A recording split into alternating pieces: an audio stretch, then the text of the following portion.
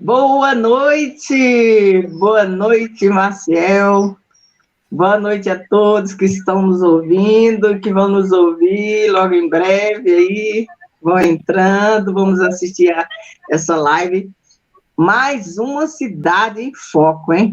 Cidades Despertas, aqui no canal do José Maciel e logo em breve vai estar no meu lá, Cidades Despertas, Simone Pimentel, Cidade Desperta. E nós vamos nos apresentar e fazer uma oração de início, né? Simone Pimentel, de Brasília, contando mais uma história sobre nossas cidades aqui do Distrito Federal. Fala, Maciel. Olá, pessoal, boa noite, tudo bem? Mais uma terça-feira no Cidades Despertas, aqui com a Simone Pimentel. É um prazer poder estar falando de uma das nossas cidades aqui do Distrito Federal, Taguatinga. É uma cidade muito especial para mim. Já morei em Taguatinga também, Simone. Então, muito boa noite. Sejam todos bem-vindos. E aí, faz aí uma oração puxa aí uma oração aí, um salmo. Vamos abrir essa live já com Deus na frente de tudo. Vamos ler então um salmo, não é? Acho Isso. que será muito bom a gente ler os salmos muito conhecido, o Salmo 1, não é? Muito conhecido. Eu vou usar uma versão a King James, a Bíblia King James, tá? Então diz assim, o Certo. Salmo abençoado com felicidade é o homem que não segue o conselho dos ímpios, não se deixa influenciar pela conduta dos pecadores, nem se assenta na reunião dos zombadores. Ao contrário, sua plena satisfação está na lei do Senhor, e na sua lei medita de dia e de noite. Ele é como árvore plantada à margem de águas correntes. Dá fruto no tempo apropriado e suas folhas não murcham.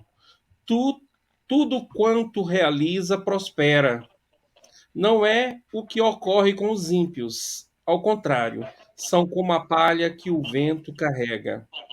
Por isso os ímpios não sobreviverão no julgamento, nem os pecadores na congregação dos justos. Pois conhecer o Senhor é o caminho dos justos. O caminho dos ímpios, porém, conduz à destruição. Amém. Então, é um salmo muito conhecido, um salmo muito interessante, que diz que nós temos que observar a lei do Senhor, porque os seus conselhos são bons. E todos aqueles que fazem isso prosperam. Tá bom, Simone? Deus Amém. abençoe essa live, que possamos Amém. ser bem-sucedidos naquilo que iremos fazer hoje. Gente, deixa eu falar um pouco da Simone. A Simone é uma guerreira aqui em Brasília. Ela liderou várias manifestações aqui no Distrito Federal. Se eu fosse usar uma palavra conhecida, eu diria que a Simone é extremamente empoderada, no bom sentido, tá? Não com viés esquerdista, não. Ela é empoderada no melhor sentido que essa palavra é, tem. Então, ela sempre nos maiores movimentos de Brasília, ela esteve presente. Eu e minha esposa, a gente percebe que a Simone ela tem uma força interior muito grande, principalmente na defesa do nosso país, na defesa desse governo. Eu precisava fazer essa declaração para que vocês saibam, então, com quem nós estamos caminhando. Nós estamos caminhando com pessoas muito abençoadas que têm os mesmos propósitos que nós. Tá bom? Então, essa é a Simone, é parte, né? Porque aqui no decorrer das nossas lives, nas sextas-feiras, eu irei, então, dizer mais coisas, quais foram as nossas pautas, as nossas lutas, aquilo que nós estamos fazendo, e vocês, então, vão compreender por que estamos aqui. Tá bom? Com você, Simone. Muito obrigada, Maciel, por me enxergar dessa forma, né? A gente se engajou nos movimentos e eu encontrei vocês e uniu, pensando nas pautas as quais a gente defende, eu vi muito de Deus em vocês e é um prazer imenso caminhar com vocês também, que também conheci se manifestando, né, nas ruas também de Brasília contra todo esse processo socialista, para não falar o resto, né? E foi muito bom chegar até aqui com vocês e eu tenho certeza que Deus tem planos para todos nós. E não são quantas pautas a gente já foi para a rua defender, porque uma coisa é um manifesto, uma coisa é um protesto. Quando alguma coisa já foi aprovada, você protesta. Quando alguma coisa está para acontecer, você manifesta. Então, tem uma diferença muito grande. E voltando para hoje, para a cidade de Itaguatinga, todas as cidades, toda terça-feira, eu faço questão de ler um pouco da história da cidade, porque é muito curioso como nasceu o Distrito Federal e as suas cidades.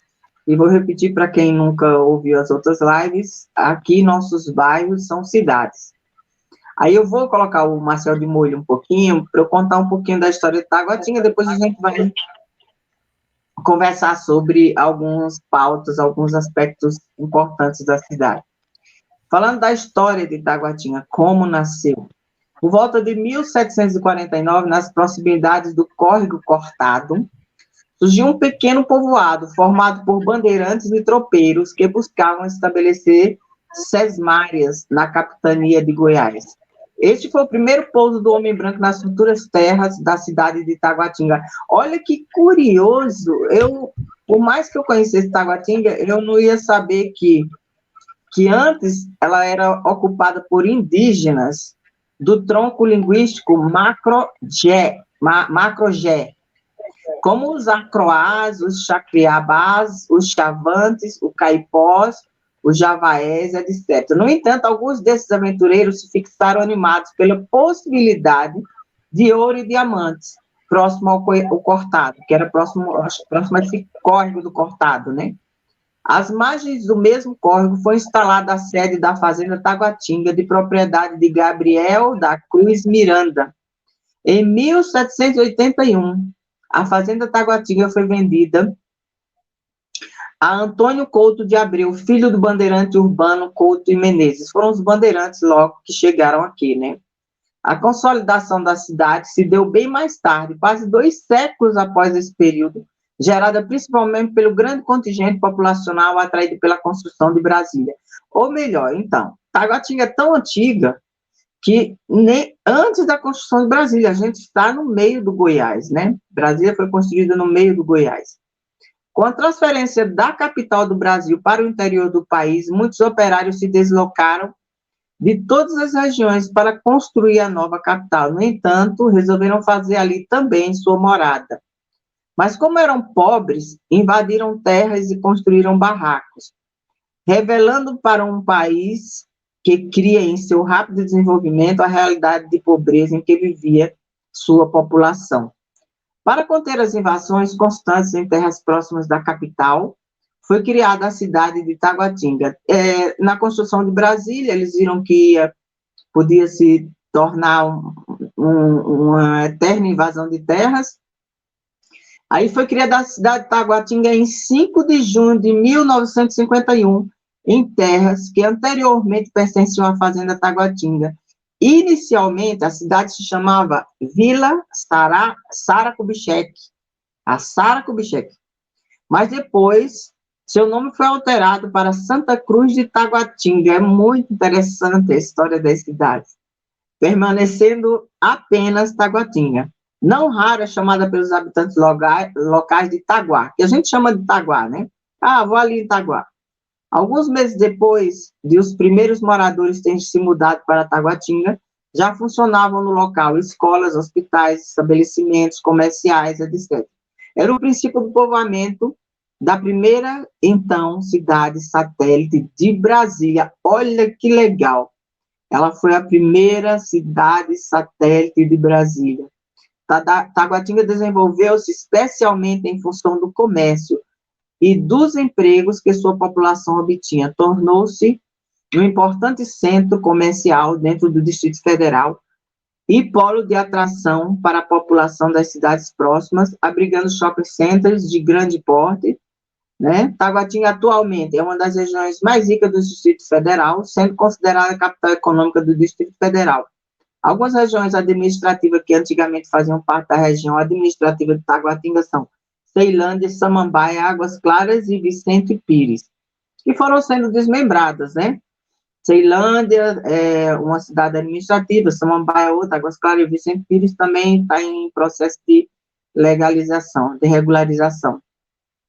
A padroeira da cidade é Nossa Senhora do Perpétuo Socorro, né? Quem é católico, tem grandes festas, né, das igrejas católicas ainda em Taguatinga. Então, assim, é interessante a gente entender um pouco da história de cada cidade, porque Brasília foi escolhido no meio do Cerrado, no meio do Goiás, aqui vai ser a capital do Brasil, né? E eu acho que, assim, é muito legal a gente, primeiramente, ver toda a história de Brasília, né? Ela tem um clima tropical, com estação seca, né? Aqui é baixa umidade mesmo, a vegetação é cerrado, né? Aí tem toda uma história, né, de demografia, geografia e outras coisas mais. Então, assim, você que morou em Taguatinga, você conhece muito bem, né? A gente tem falado das diversas pautas de cada cidade.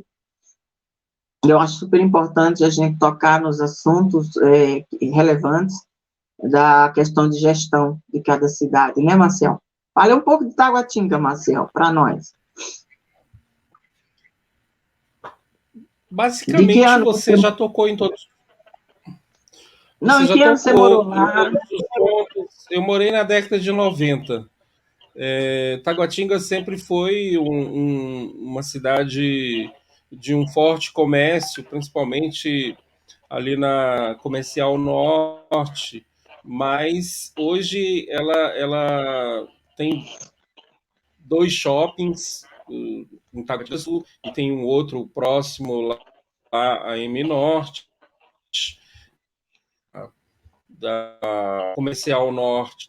Tem também o shopping ali no início, Alameda, ou seja, na verdade ela tem três shoppings, não é? Ela tem um comércio muito forte, muito variado, em várias áreas, tem uma feira dos importados, ou seja, sempre foi uma cidade bem próspera, não é? E uma cidade muito boa de se morar. Como E ela você hoje falou, tem... ela no seu entorno... Quantas estações de metrô Continue. você conta que tem lá, Marcel? Então, a estação principal é essa da praça, né, do Central, ali em Taguatinga, não é? Porque as outras já estão mais próximas de Águas Claras, não é? Ela tem o metrô Elas são e, três. e são três. Tem É, uma outra também, lá próximo já, a rodoviária de Taguatinga, não é? é Ali centro próximo ao Detran. metropolitano, né? No centro É, metropolitano tem em Taguatinga Sul, no Pistão Sul também. E a Praça do Relógio, né? sim, São três. também. É verdade. Muito bem. Você está melhor que eu, Simone. Não, é não. É porque a gente precisa colocar dessa forma, porque, de qualquer forma, ainda faltam completar muitas estações de metrôs que ainda não foram abertas, né? Tem uma em Águas Claras que está só o esboço lá, ainda não foi aberta, e tem ainda muito trabalho a ser feito na questão de metrôs, né? E Taguatinga tem aqui eu conto 3 centros educacionais, né? É uma cidade muito grande, o comércio de Taguatinga ali quilômetros de comércio, né? É uma cidade que a parte econômica, talvez você fale melhor que eu. A economia, a parte da economia, enquanto você olha, vê aí a parte econômica, eu vou só citar as escolas, né? Tem o Centro Educacional 2 de Taguatinga, o Centrão, né? Cada cidade, eu acho que até Guará também tem um Centrão. Escola Classe 13 de Taguatinga e o Centro de Ensino Fundamental 9 de Taguatinga. Fora as escolas particulares, né, que se instalaram em Taguatinga, que devem ser muitas escolas particulares que a gente não vem tratar dessa parte, a gente está tratando da parte de governo. Né? E, então, tem 3 escolas, né, contando aqui oficialmente. É uma cidade também que atende também, né, eu acho que normalmente, por ser uma área muito comercial, os pais das crianças, dos jovens, terminam que saem para trabalhar, às vezes, no plano, colocam em escolas mais próximas aos seus trabalhos, né? Isso acontece, essa migração aí, né? Termina que são poucos que residem na cidade administrativa que se utilizam das suas escolas. Às vezes, são outras pessoas de outras cidades que trabalham em Taguatinga e terminam colocando seus filhos para facilitar no transporte, né, e o dia a dia, a correria do dia a dia. Isso acontece em todas as cidades administrativas, né. E o centro de postos de saúde, né, eu estou falando um pouco, se você depois quiser falar da parte da economia da cidade, qual o PIB, aí eu vou só falar da saúde, aí você já entra com essa outra parte. Posto de saúde, a gente vê que não tem UPA, né? Tem UPA na Ceilândia, tem UPA em várias cidades. Esse atual governo concentrou em algumas pequenas obras pela cidade e ficou, talvez, não dê tempo de inaugurar todas as UPAs que ele prometeu, né? Então, tem um centro de saúde, tem UBS 2, Taguatinga, Centro de Saúde número 5 de Taguatinga, um posto comunitário e outra UBS 6, Taguatinga, no centro público, né, que é SC. Então, assim, questão de saúde pública, eu vejo que está com dificuldade tem tido uma dificuldade de investimento na saúde em geral, né? Eu não vejo investimento na saúde. E eu acho que de todos os governos que passaram, todos trataram a saúde com muito descaso. Eu acho que poderia, no meu ver, na minha simples visão, né, de povo, melhorar muito a questão da saúde, porque quem não tem saúde não tem nada, né? E a gente viu nesse momento de crise de saúde do país, mais um total descaso com esses consórcios entre governadores, e que até agora não responderam, a maioria deles, para onde foram tantos recursos do governo federal. Nós queremos saber ainda, né? Aliás, é um direito nosso de saber por que a saúde pública está tão sucateada. Essa semana eu tive conversando com uma amiga minha que se aposentou da Secretaria de Saúde, eu trabalhei na Secretaria de Saúde, e de lá eu vi exatamente o que acontecia dentro da saúde pública. Eu não estou falando por falar, foi uma experiência, foi muito ruim ver o descaso com a saúde pública. E essa semana precisamos ajudar uma pessoa, porque termina que é o povo mesmo que se mobiliza para ajudar. E a resposta que ela me deu foi: Simone, eu vou te contar uma coisa. As pessoas mais antigas que trabalharam na Secretaria de Saúde, muitas até já morreram. E hoje eu vejo a saúde pública do DF, assim, sobra para as enfermeiras atenderem a população. Ela disse que estava com pedra nos rins e foi no hospital foi atendida por uma enfermeira, né? Não consegui. Ela que foi funcionária da saúde e se aposentou nela,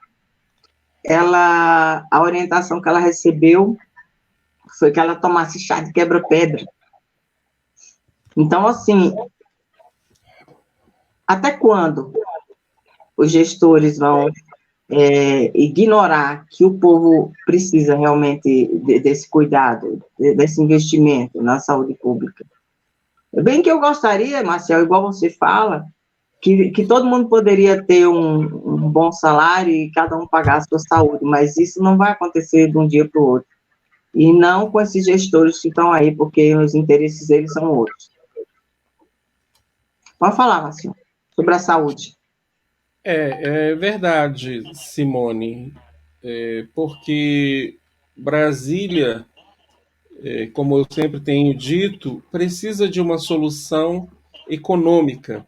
Embora Taguatinga seja muito forte no seu comércio e ela tem um comércio muito variado, tem setor de oficinas, tem um setor hospitalar, tem clínicas de estéticas e vários serviços sofisticados, profissionais liberais na área da advocacia, da contabilidade e de diversos outros setores. É uma cidade realmente muito próspera, não é? Então,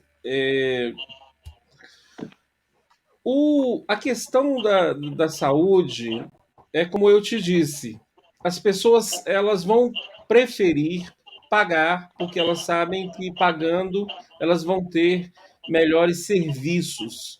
Não adianta, a não ser que se criasse uma forma, um mecanismo do governo também aproveitar o setor privado, não é? Comprando espaço no setor privado e agilizando atendimentos, agilizando consultas, exames, procedimentos médicos, ou seja, tudo isso é parte de um esforço daqueles que fazem o planejamento. Então, tem como fazer e realizar. Se existe, por exemplo, um setor privado ocioso, o governo pode utilizar esse espaço.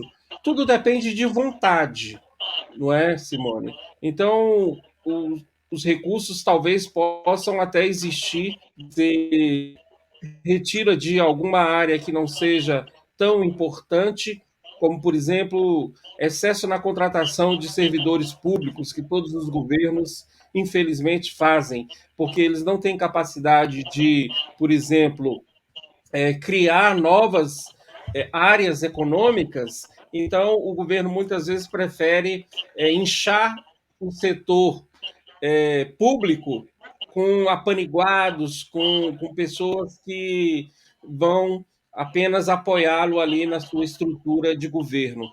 Então, as soluções elas precisam ser criativas. Nesse sentido, eu acho que a parte de saúde, que é aquela que as pessoas sofrem muito, essa solução de você usar espaços nos hospitais privados, clínicas privadas, eu acho que é uma solução interessante. É necessário ter Não, mas, vontade para se isso, entendeu? então, nas questões de UTIs, já existe não sei se é um projeto, eu tenho que ver, onde os os hospitais públicos, eles têm uma porcentagem de uso de alguns leitos em UTIs e hospitais particulares. Isso já existe algo em torno disso aí. Só que é uma situação de emergência, a gente vive em situação de emergência, porque a saúde pública, ela, no Brasil, e eu falo de Brasília, ela não é tratada como preventiva. Quando a gente já estava indo para um campo desse, aí veio essa pandemia mal utilizada pelos governadores, que eu não vou entrar em detalhes. E falando do centro tem mais um centro de saúde em Taguatinga, número 7, e o Hospital Regional de Taguatinga, né? Então, assim, de qualquer forma, a gente vê que tem estrutura física. Como a maioria dos órgãos públicos aqui tem estruturas físicas para se funcionar, o que precisa é uma boa gestão, né? Também tem, a Adelane está colocando aí a questão de usuários de droga, né? Taguatinga tem os setores que realmente precisam ser vistos, né? Com mais cautela, ter realmente um projeto que alcance essas pessoas, a um trabalho de base na família dessas pessoas, para que possa se recuperar o máximo de pessoas envolvidas com droga possível, né? Que é outra questão de gestão e saúde pública também. E não é de interesse dos governos. A gente vê obras e obras, vê aí esse nosso governador preocupado, que quando a gente vê o vídeo lá dessa última obra, em obras, obras, obras, e as pessoas precisam acordar para essa questão, que tem prioridades. Quando você vai gerir sua empresa, você precisa priorizar. Se o seu funcionário não tem saúde, ele não vai trabalhar. Então, assim, o que é prioridade na gestão pública? O que é prioridade? Obras? É mais fácil de superfaturar? É o quê? O que seria prioridade? Se a gente for ouvir a população vai dizer o que é prioridade. Só que na hora de votar, eles vão olhar e o governador fez obras e obras e obras e obras, então vou votar nele. E passa mais 4 anos sofrendo na mão desses maus gestores, né? E eu vou repetir aqui, como eu sempre falo em todas as lives, cada cidade satélite tem um padrinho político que assenta numa cadeira da CLDF, né? E tem que disponibilizar recursos para suas cidades apadrinhadas, e a gente não vê isso acontecer com prioridade nessas pautas mais importantes. E a outra coisa que eu vou repetir aqui, que eu sempre repito nas lives, é que eu, no meu ponto de vista, eu defendo que todo parlamentar eleito pelo povo, ele tem que passar os 4 anos de mandato na sua cadeira para poder termos uma avaliação desse parlamentar, se ele realmente representou a população e os seus eleitores, né? Então, eles às vezes saem das suas cadeiras, que foi eleito pelo povo, e vão assumir funções em secretarias, administrações, e indica administradores, e é uma moeda de troca muito pesada, onde a própria população sofre com isso. E a mudança não é rápida. A gente sabe que para mudar tudo isso, são anos que o sistema vem implantando essa forma de gerir, que não chega na ponta, né? E o povo precisa acordar, que a história é a mesma durante anos. Precisamos renovar as casas, né? Igual meu amigo que vai sair lá em São Paulo fala, troca tudo. Então, assim, quem trabalhou bem, a população tem que avaliar. Agora, não quem enfeitou mais, quem construiu mais, Não, a gente precisa saber se essa gestão ela tem sido com o intuito de trazer as prioridades para a população. Para mim, a maior prioridade é realmente a saúde pública, né? E gerar emprego, que as pessoas precisam se alimentar. Pode falar, Marcelo, eu falo bastante. Que bom, Simone. Eu acho que é por aí. Tem muitas coisas que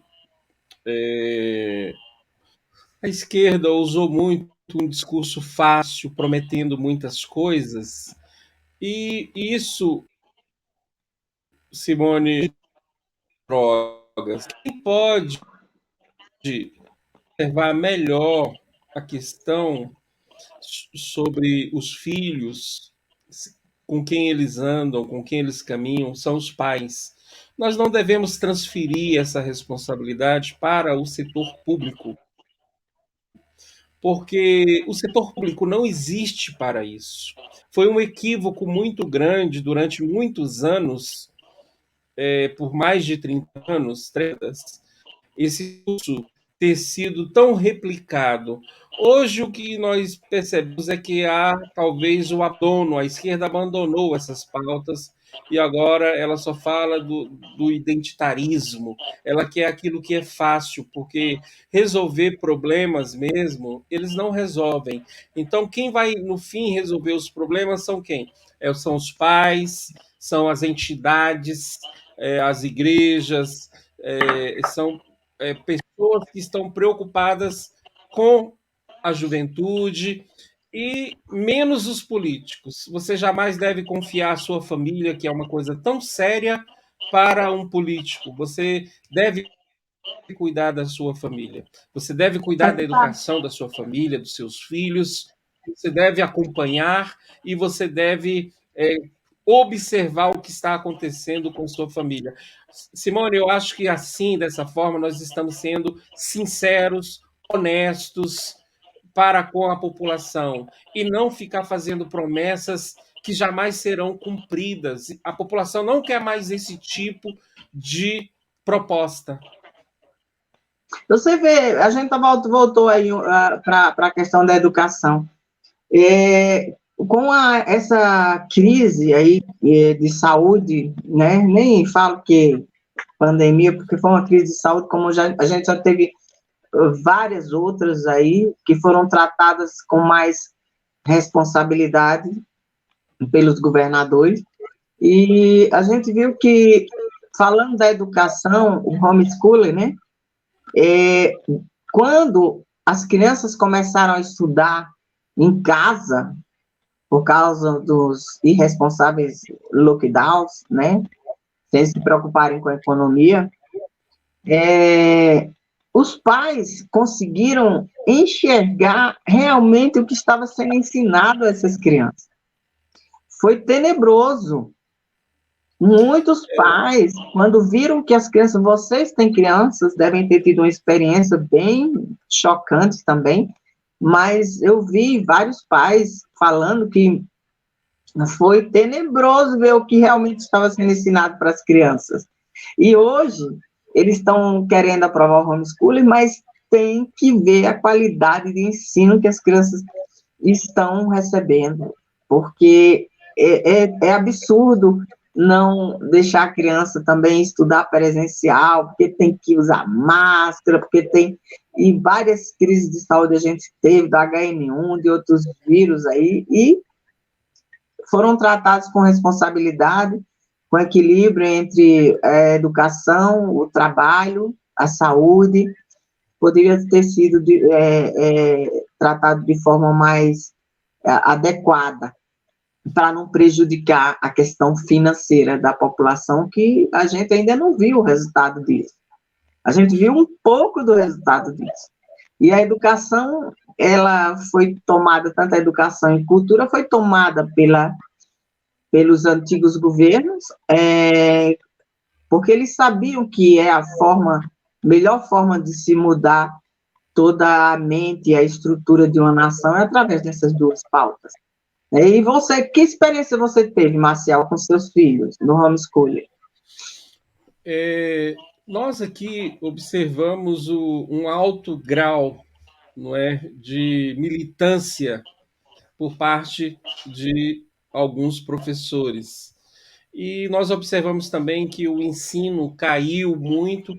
Inclusive, essa semana o FMI já se manifestou, disse que essa geração de crianças, de jovens brasileiros, vão sofrer um impacto enorme em relação à renda e a empobrecimento.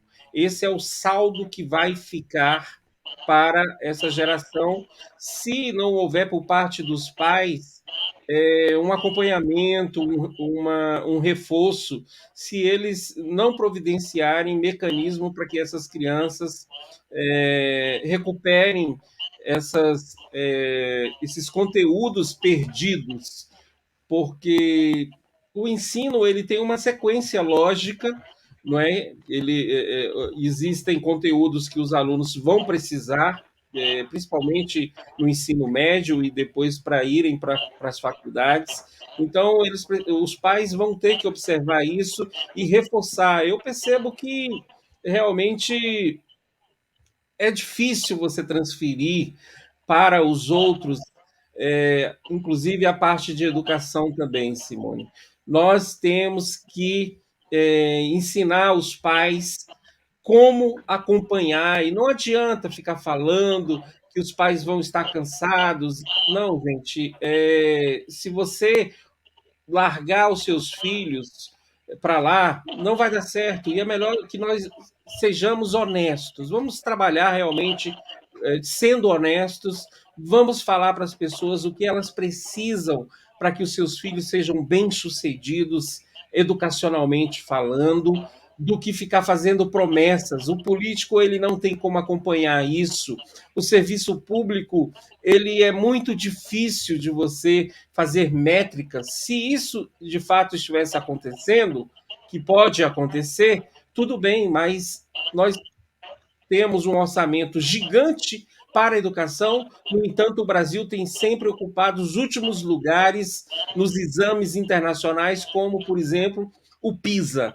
Então, se os pais não se envolverem com a educação, se o município, se a cidade, se o prefeito, aqui no caso nós estamos falando de Brasília, se não houver um envolvimento da escola juntamente com os pais, então não vai adiantar. Simone, nós precisamos de procurar soluções que realmente funcionem. E Ô, Marcel, eu vi uns 2 anos atrás uma denúncia dizendo que quando iam fazer a avaliação que faz nas escolas, né, para ver o nível de ensino das crianças, como é o nome daquela avaliação? Tem um nome, gente, me deu um branco. É uma avaliação que eles fazem nas escolas para ver o nível de educação. Eu não estou lembrado do nome dessa avaliação agora. A Adelene é capaz de saber. vou para colocar aqui nos comentários. Que eles pegavam crianças de escolas particulares e no dia dessa aplicação dessa prova para avaliar o ensino público, eles colocavam na sala misturado com os outros alunos e aí dava um nível altíssimo de ensino da educação pública. Então, assim, a gente veio sendo enganado, né? Muitos anos, porque a gente vê hoje que o que se ensina nas escolas são ideologias e não tem uma preparação profissional. Eu estava na Câmara, na CLDF, na época do lockdown, e eu encontrei uma doutora, uma especialista na educação de crianças, né?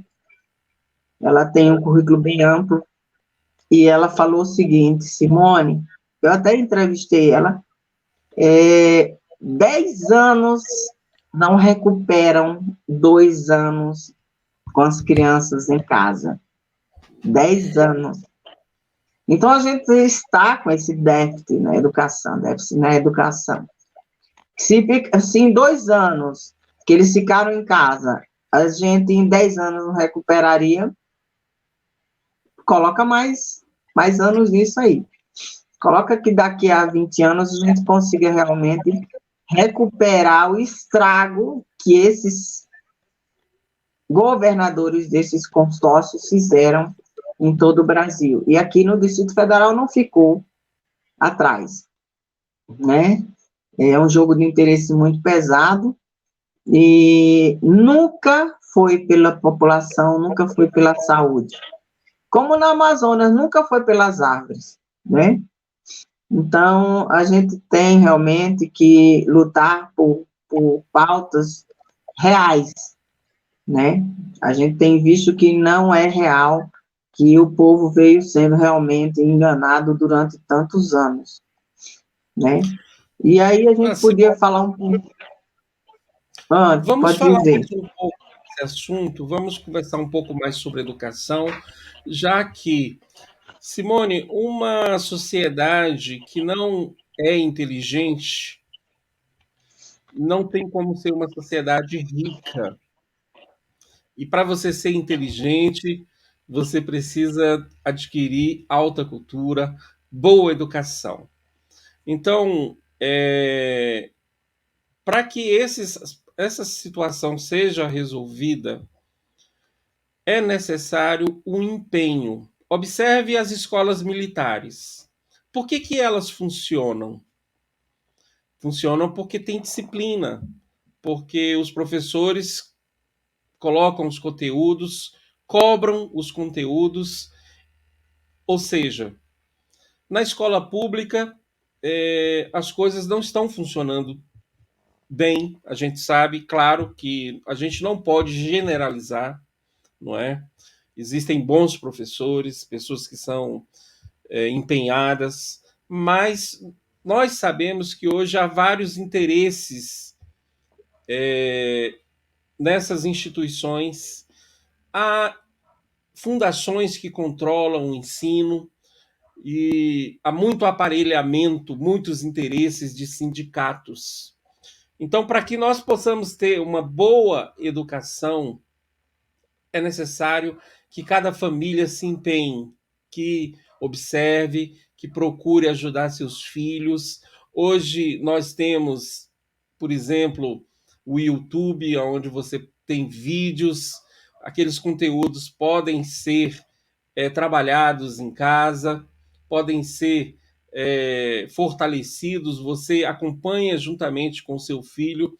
Dessa forma, sim, ele vai passar a ter boas notas, ele vai começar a se dedicar quando você estiver empenhado em ajudá-lo. Eu tenho observado isso aqui na minha casa, eu tenho crianças pequenas, a Simone caiu, daqui a pouco ela retorna. Eu tenho crianças pequenas e para mim é um prazer estar com eles estudando, revendo assuntos, conteúdos, matemática, português. Eles me pedem aqui uma ajuda. O meu filho, ano passado, teve problemas no final do ano, eu ajudei fazendo uma revisão. Então, é dessa forma que a educação vai melhorar. Se nós transferirmos essa responsabilidade para o Estado, gente, não vai dar certo. E é por isso que está dando errado.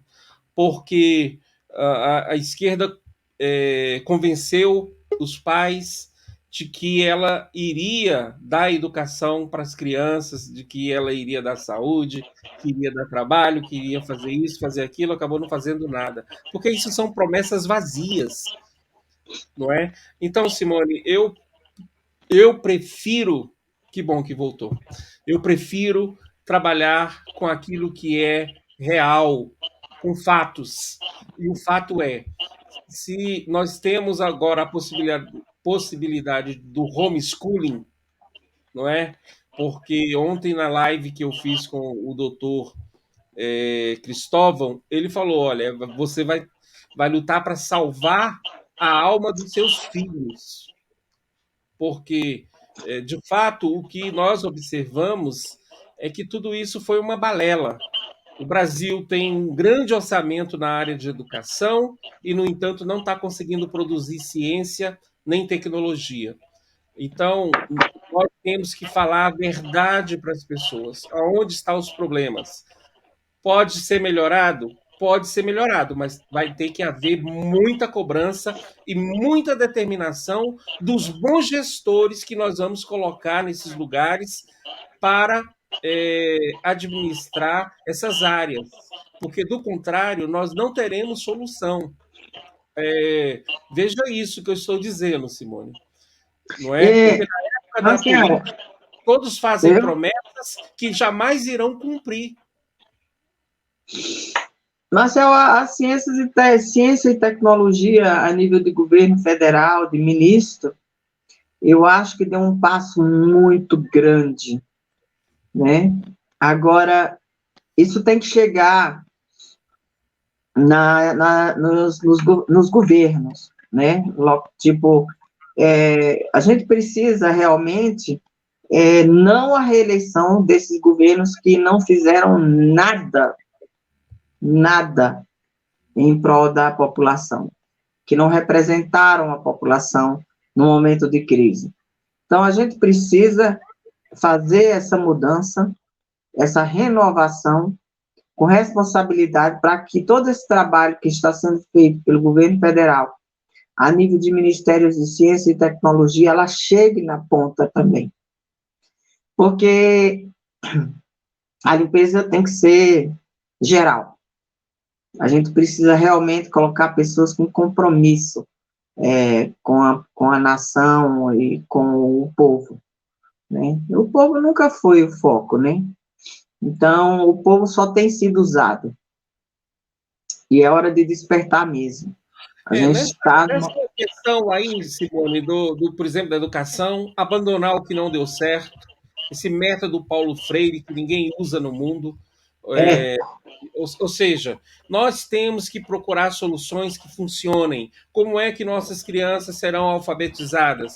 Lá no Ministério da Educação já tem lá um professor, que agora esqueci o nome dele, que foi inclusive aluno do professor Olavo, está lá desenvolvendo um trabalho na área do ensino fundamental, na área da alfabetização.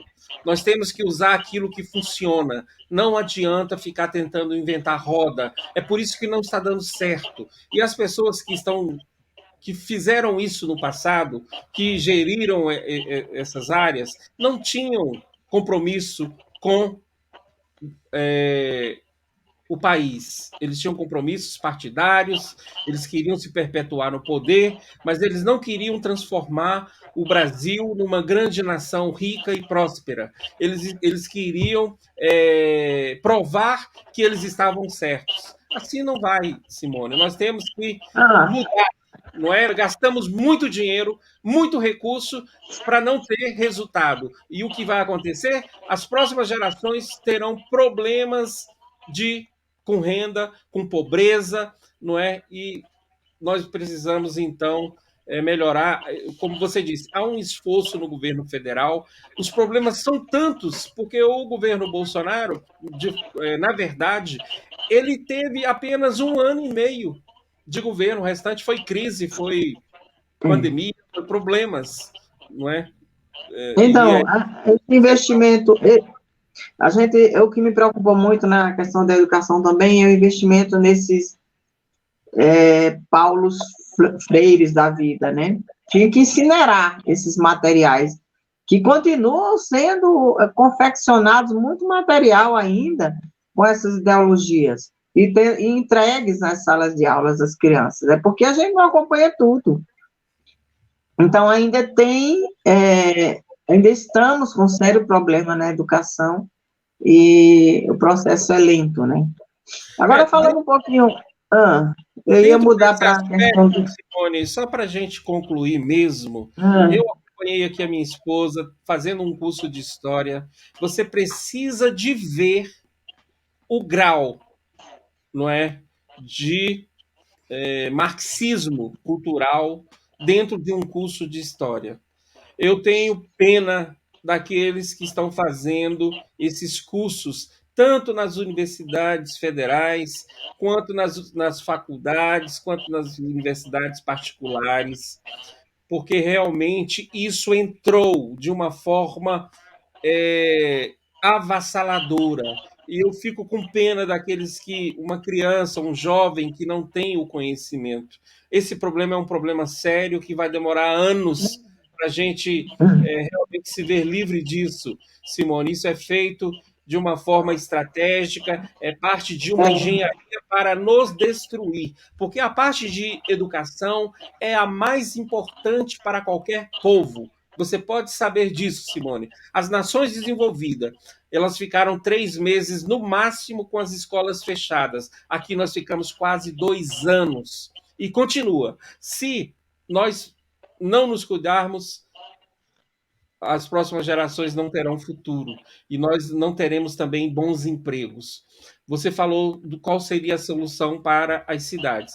Simone, bons empregos, empregos que paguem bem, com alta tecnologia, são coisas que nós não estamos produzindo ainda na quantidade que precisamos, porque somos uma grande nação, de uma grande população, mas nós precisamos de avançar nisso. E nós só vamos avançar, Simone, discutindo esses temas de forma séria, de forma honesta, primeiramente. Sabe quando eu comprava os livros dos meus filhos, eu poderia passar uns livros de um filho para o outro, aí vinha edição, melhoramento, edição. A gente sabia que eles estavam mudando algo dentro desses livros que vinha passo a passo e filtrando ideologias na mente das nossas crianças, né? E hoje a gente tem um prejuízo muito grande, como eu falei, de 2 anos não recupera em 10, né? Isso é especialista que fala. E a gente sabe que é um processo lento, como o presidente falou muitas vezes, a mudança é lenta.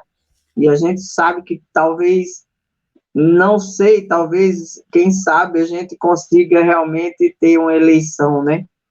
E vamos falar um pouco da segurança pública de Taguatinga. A gente falou bastante da educação, a gente sabe que tem um Tá, deixa processo. eu falar uma coisa, só para me dar as informações, eu mencionei aqui o Carlos Nadalim, que trabalha lá no MEC, tá, com educação fundamental, infantil, nessa área de alfabetização. Um dos programas que você sabe que é muito conhecido é o PISA, Programa Internacional de Avaliação de Estudantes, que o Brasil Sim, lançou e geralmente tira o último lugar. Tem o SAEB, que é Educação Básica, que é um. E o Enem, tá? Que é do ensino médio. isso mesmo, Enem. Eu me lembro que foi feita denúncia há uns anos atrás que estariam levando alunos de escolas particulares, alunos bem mais preparados, misturados nos alunos da escola pública, para que não se percebesse que o nível de ensino da escola pública estava tão baixo, tão ruim. Isso tem mais de 3 anos que eu ouvi falar nisso, né? E é muito sério isso, né? É um engano o tempo inteiro. Além do Paulo Freire, como fala, eu vou desver, vou desensinar, vou né? Mais ou menos assim. Posso desver, posso entender. Assim, o Paulo Freire ele veio realmente para destruir e foi citado pelo aquele ser lá que não tem mais crimes, que a educação Paulo Freire foi a melhor e será sempre a melhor, né, para o futuro das novas gerações. Né? Foi tenebroso, é tenebroso o retrocesso. Nossas crianças não merecem isso. Nossas crianças, a gente trabalhou a vida inteira e lutou para que as futuras gerações, a gente sempre pensava nos filhos, nos netos, que teriam novas oportunidades, né, coisas melhores, como a gente faz com nossos filhos. A gente sempre quer dar o melhor para os nossos filhos e, de repente, tiraram o nosso chão. Nós estamos sem chão. A gente tem que praticamente começar do zero. E com toda essa influência nessa geração que futuramente, nas próximas eleições, são eles que vão votar e eles estão totalmente contaminados com essas ideologias, que é muito triste. Tem hora que dá uma tristeza, um desânimo, mas a gente tem Deus e sempre Deus que coloca a gente passo a passo na frente, porque a gente realmente vem vivendo um dia de cada vez, né? E é isso, é uma perseverança. A gente não pode desistir. Então, Simone, apareceu aqui uma pergunta da Ione Lopes. Eu vi aí. Ela está nos parabenizando pelo trabalho e ela está confirmando realmente Taguatinga tem foco de muitas drogas entre jovens nas escolas, metrô-ruas. Precisava de mais apoio, acompanhamento da família, do governo, vigilância.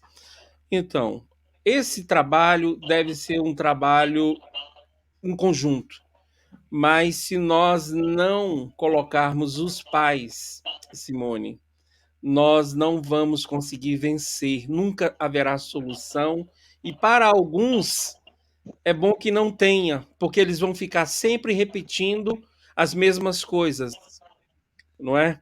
Então, É, o que eu defendo é a responsabilização individual da família, o acompanhamento dos pais, dos avós. Nós sabemos que o Brasil tem um problema sério, por exemplo, mais de 50% dos lares dirigido por mulheres, mas é necessário nós nos conscientizarmos que a família é nossa. Não transfira para ninguém essa responsabilidade, porque aí é o fracasso, é realmente naufragar. E nós temos visto, por exemplo, nos Estados Unidos, a crise, não é, o problema sério de drogas. Primeiro, é. por legislações lenientes, entendeu? Excessivamente brandas, e há inclusive um esforço para a liberalização de drogas. As nações que fizeram isso hoje pagam um preço altíssimo. Eu posso citar aqui a Holanda, que possivelmente já se arrependeu de ter feito isso, não é? Porque isso são experimentos que a esquerda faz e depois ela não vai se responsabilizar por nada disso. Então, Simone, vamos pegar essa linha, orientando as pessoas da maneira correta, sendo honesto, É, sincero com as pessoas, que eu acho que esse é o caminho para a solução, para melhorarmos a nossa vida. Eu sei que realmente é difícil para o pai, para a mãe que trabalham, não é acompanhar, mas nós temos que nos esforçar, não é? Porque então, realmente aqueles que não estão fazendo isso é, estão sofrendo, estão pagando um preço alto por isso. Ione, obrigada por participar, Ione. A Taguatinga, falando em segurança, Taguatinga tem a PCDF, a 21ª Delegacia de Polícia de Itaguá, né, CS9, 12ª Delegacia de Polícia de Taguatinga e 17ª Delegacia de Polícia. Polícia tem a Polícia Civil também, e tem o Corpo do Bombeiro, que eu acho que fica nas Taguatinga Norte, né? É o segundo GBM, Agrupamento Bombeiro Militar. Essa questão de drogas, a gente vê lá em São Paulo, a questão é seríssima, né? A nível de Brasília, acredito que a gente está falando de Taguatinga hoje, por ser uma cidade, ela é muito, a extensão é muito grande a cidade, tem a maioria comercial, né, tem aquelas grandes avenidas comerciais, isso leva também a ter mais moradores de rua, né, e agora, a questão da polícia em si, a polícia tem trabalhado muito bem, parabenizo a polícia, sim. Toda profissão tem bons profissionais e maus profissionais, mas o que eu vejo é que as nossas leis têm amarrado as mãos desses militares de forma absurda, que não se pode mais abordar um suspeito na rua para averiguar se ele está armado, se não está. Então, como que vai ser isso? Já vai chegar atirando, não pode olhar se essa pessoa suspeita está armada, se ela está com droga, como que eles vão se moldar a essa nova sistemática?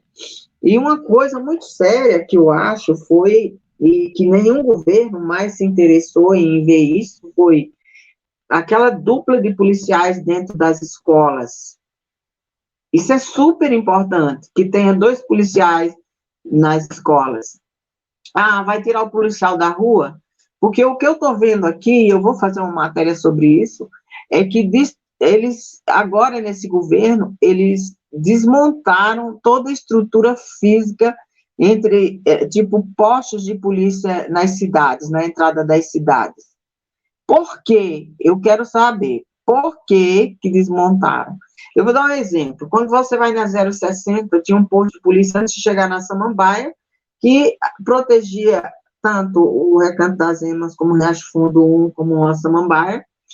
era um posto fixo, e agora eles acham, pelo que eu estou entendendo, que as viaturas têm que ficar rodando pela cidade e tem que calcular esse gasto também. E se a polícia acha que foi bom essa iniciativa de desativar os postos de polícia, porque eu só vejo o governo vem ativa os postos, cria postinhos, outro vem, tira os postinhos, coloca mais viatura nas ruas. Onde é que a gente está precisando? A gente precisa proteger nossas crianças, a gente precisa que a droga não entre nas escolas.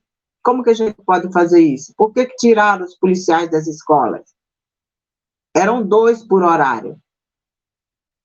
Por que tiraram os policiais das escolas? Para dar acesso ao traficante a entrar nas escolas? É muito sério isso que está acontecendo. A gente fala da saúde pública, é muito sério, e da educação, muito sério, e do aumento de uso de usuários de droga nas cidades, que é muito sério, e cada vez mais estão algemando a nossa polícia. Nossos policiais treinam, são preparados para exercer sua função na comunidade, mas ele não pode prender mais o bandido, porque senão o bandido processa ele. Até onde nós vamos chegar com isso? É preciso mudar tudo. É preciso a gente não reeleger essas pessoas em 2022 que vêm sucateando tudo, vêm usurpando tudo e menos representando a população. Então, a gente precisa voltar com os policiais para a escola. Os 2 policiais por horário. A gente precisa que a polícia tenha mais autonomia, né? Porque preparado eu acredito que eles estão. Eles só estão à mercê do bandido processá-los. É isso, né, Maciel? Fala um pouco aí da segurança. Eu falei realmente das escolas, das drogas nas ruas, porque eu acho que o envolvimento é da família, mas a família, do jeito que já está, precisa do amparo do governo que possa auxiliá-los. Antigamente, não sei se já mudou isso, eu não pesquisei, que o usuário de drogas, a família tem que ver ele morrendo, para quando estiver desmaiado, ela consegue internar ele. Simone, transferir para o Estado essa responsabilidade é fracassar. Não é transferir, é fazer um trabalho em conjunto para poder que a sociedade ter esse amparo. Se as leis tivessem permanecido como elas estavam, mas você percebe que a esquerda ficou 14 anos no poder. O Brasil tem 5.400 municípios. 14 anos que a gente conta assim, né? Porque a vida inteira foi a vida inteira. E você percebe o avanço que houve em todos os municípios brasileiros em relação à droga. Foi enorme. Isso eu tenho acompanhado algumas pesquisas. Então, Simone, em primeiro lugar, nós conservadores, nós defendemos que a família ela deve cuidar da sua prole. Assim vai dar certo. O governo não existe para nos tornar bebês.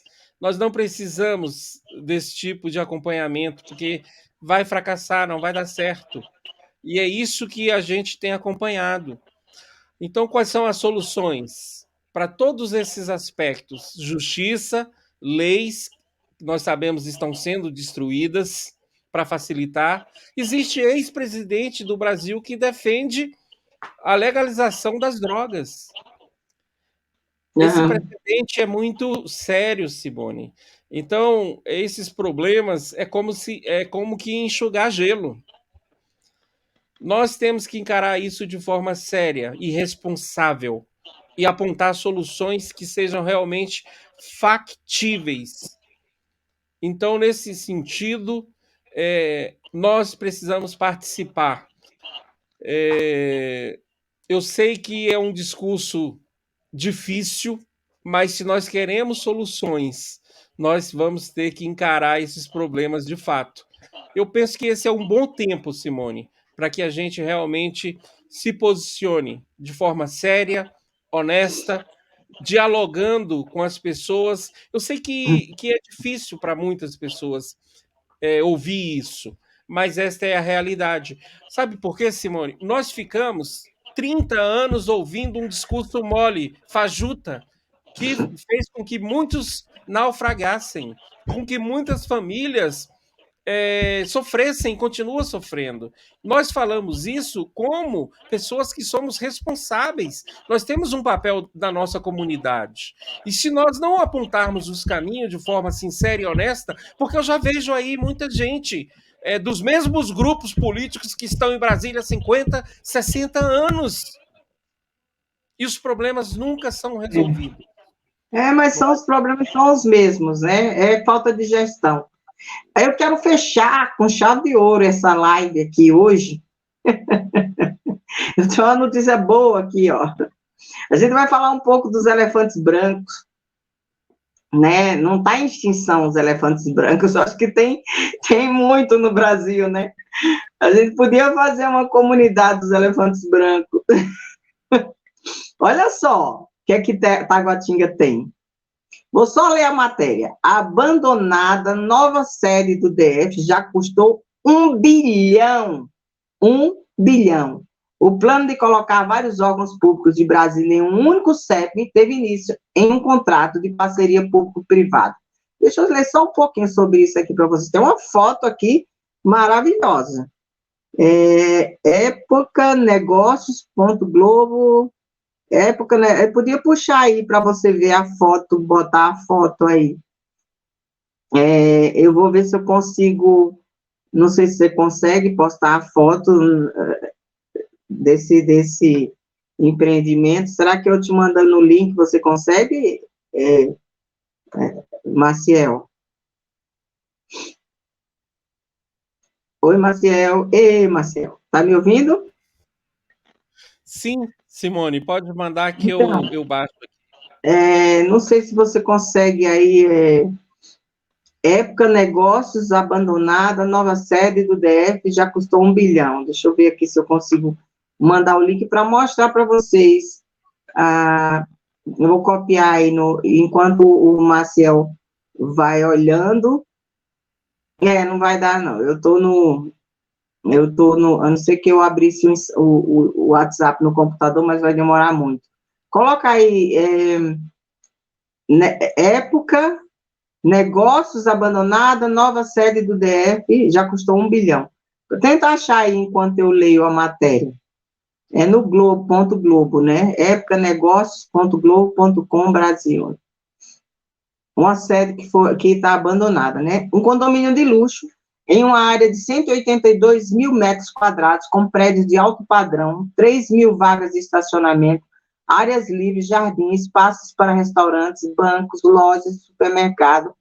Há 2 anos, toda essa estrutura erguida para abrigar em um único local a sede do governo do Distrito Federal. Só um minutinho. E seus 13 mil servidores está fechada sem nunca ter sido utilizado.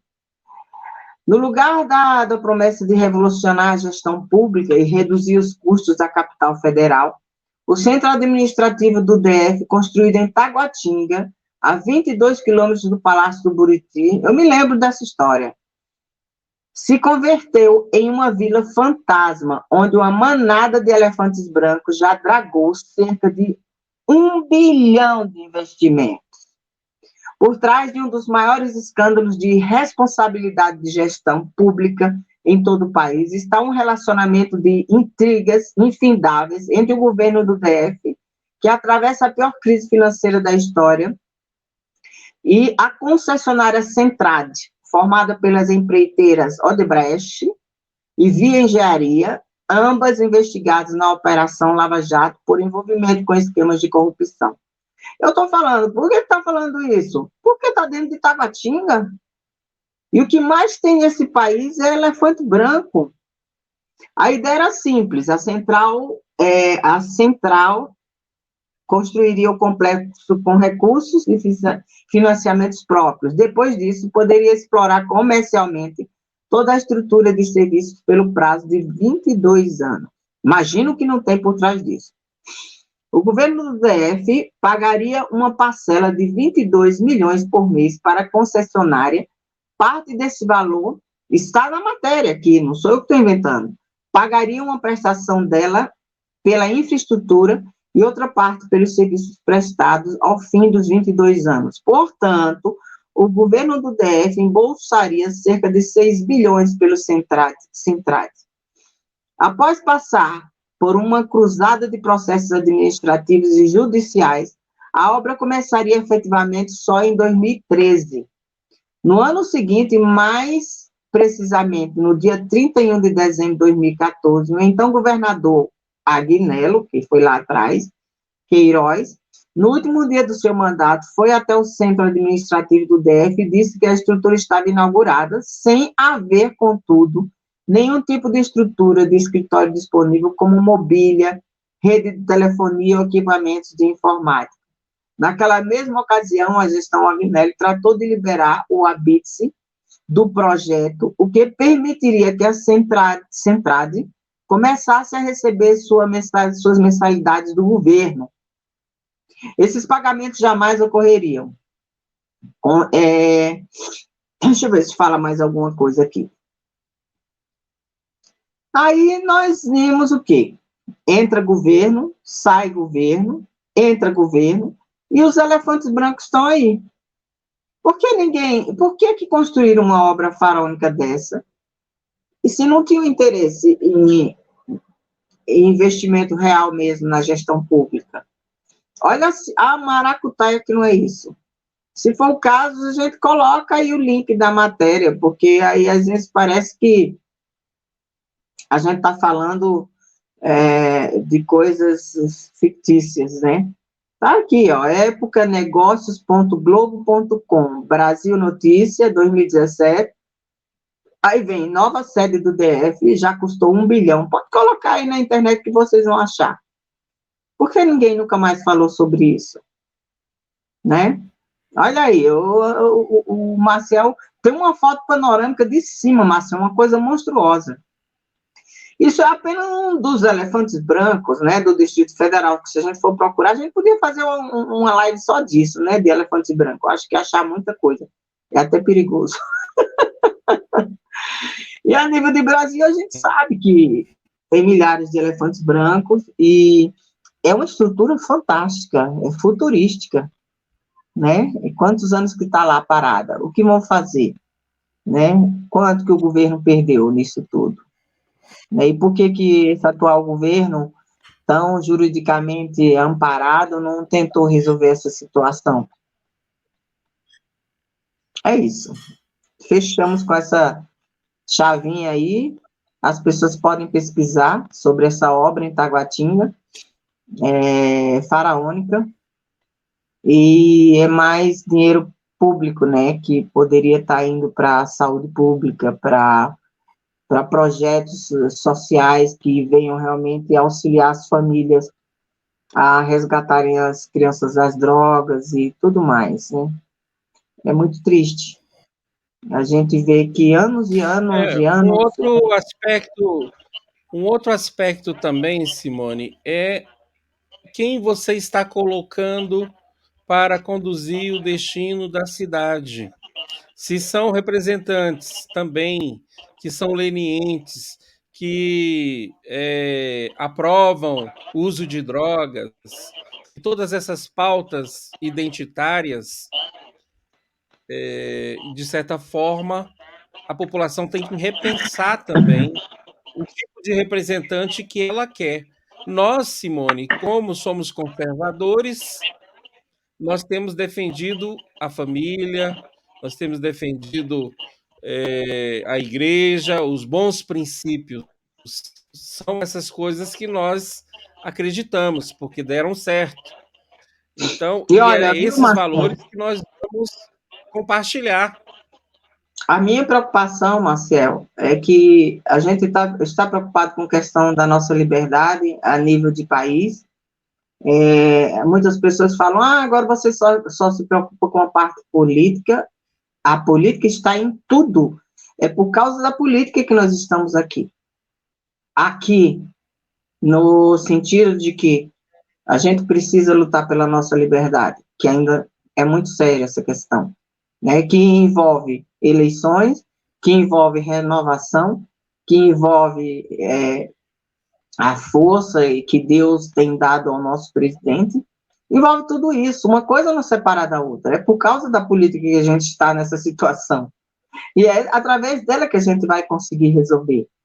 E quando eu vejo esses partidos políticos todos, na maioria, nos últimos dias, e eu vou deixar bem claro aqui, nos últimos dias de se colocar o nome à disposição da nação, foi uma invasão de velhas políticas dentro de todos os partidos. Então, não pense que o PL, onde está o presidente, você pode votar em todos que estão lá. Vocês têm que acordar, e ele sabe disso. Não, Uma todos os mudança. partidos. Então, a gente precisa ter consciência de que a gente precisa fazer essa renovação independente de sigla partidária. A gente precisa escolher pessoas que realmente tenham compromisso e que tenham vindo durante esses anos todos nas ruas, lutando. Assim, a gente precisa avaliar muito bem todas as pessoas. Eu não sou perfeita, Marcial não é perfeito, ninguém é perfeito, a gente não tem uma fórmula perfeita. Isso vai acontecer num processo muito lento, mas a gente não vai votar no fulaninho lá porque é famoso, porque o nome dele já vem de velhas políticas e a gente vai continuar na mesma. A gente não tem muita chance. Praticamente a gente tem uma chance agora de acertar. Se a gente errar agora, o prejuízo é tão grande que eu desisto. Simone, e é por isso, Simone, que eu estou aqui sinalizando o caminho da responsabilidade. Vamos acabar com essa política de pão e circo, porque as pessoas não foram ludibriadas por muitos anos, pessoas que não têm compromisso nenhum para que uma sociedade possa prosperar, que ela possa dar certo, é necessário o comprometimento de todos. Eu vejo muitas pessoas que estão preocupadas em festa, em pão, em circo, em diversão o tempo inteiro. Esse é o caminho do fracasso. Eu não estou dizendo que as pessoas não precisam de ter lazer, precisam ter lazer, sim. Mas eu vejo muitos oportunistas que incentivam apenas isso. Nós temos que nos responsabilizar. A vida é dura, nós temos que trabalhar, nós temos que acordar cedo, e aqueles que optaram por ter família precisam se responsabilizar por suas famílias. Foi delegar a outros a responsabilidade que era nossa, por isso não deu certo. E como bem você falou, há muitas questões que podem não dar certo na vida, nós sabemos disso. Existem coisas que estão fora do nosso controle, porque nós devemos desde cedo ensinar as nossas crianças ao caminho da responsabilidade, a serem bons cidadãos, a cumprirem suas obrigações dentro de casa, na escola. E a gente sabe que não é fácil, porque eu tenho 3 filhos. Um não gosta de estudar, os outros gostam, mas aquele que não gosta, nós não vamos abandonar. E assim é. Então, as famílias que estão funcionando, estão dando certo, Simone, que eu observo, são aquelas que os pais estão acompanhando. Porque se você deixar na televisão, se você deixar, quem vai educar vai ser o esquerdista, vai ser aquela pessoa que não tem compromisso nenhum com a sua casa, com a sua família. Aí não vai dar certo.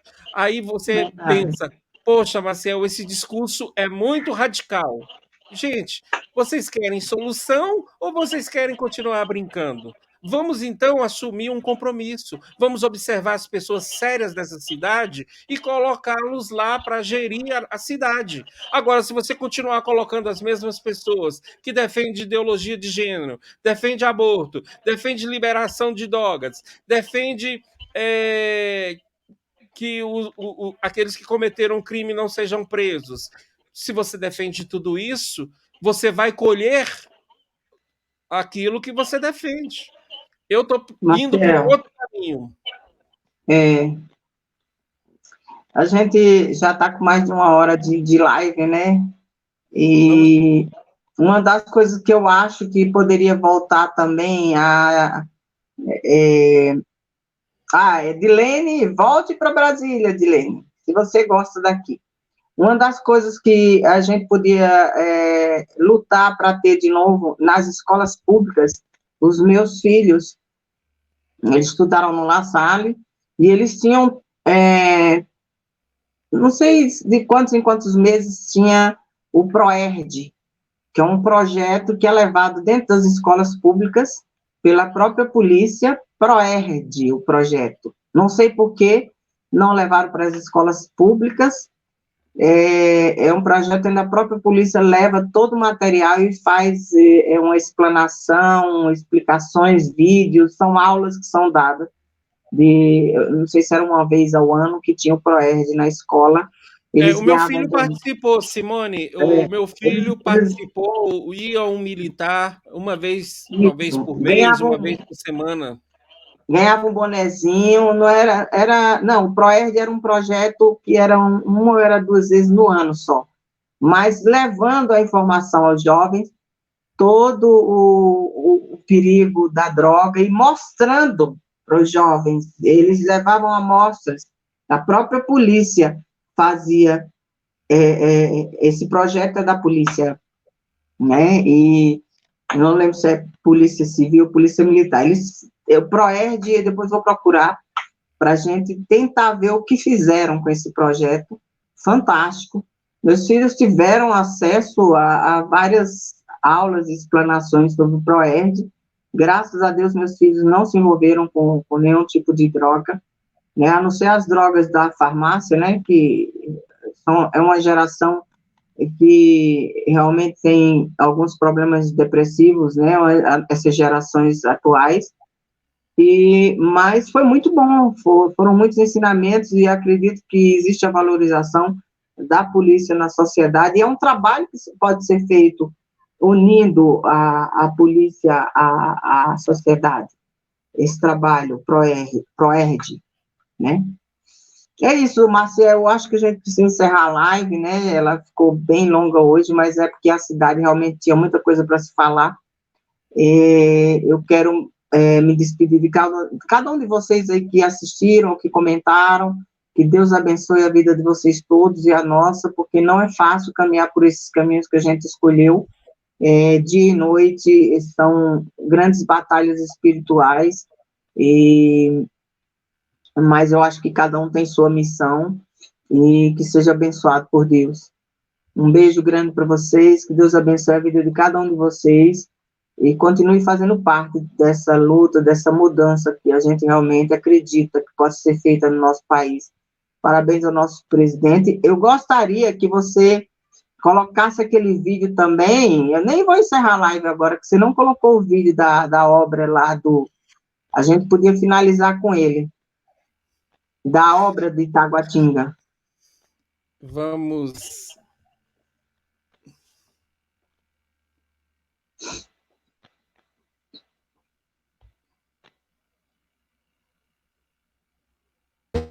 Contribuinte. Então, parabéns mais uma vez ao nosso governo melhorar a vida do povo brasiliense. Parabéns ao nosso presidente Bolsonaro. Não, tá no final. Tá no final, Marcel. Sim.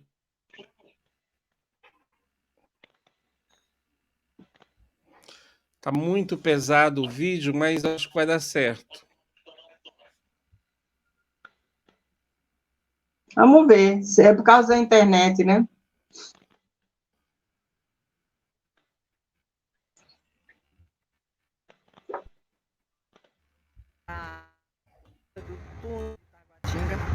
Onde nós vamos falar um pouco sobre a obra e sobre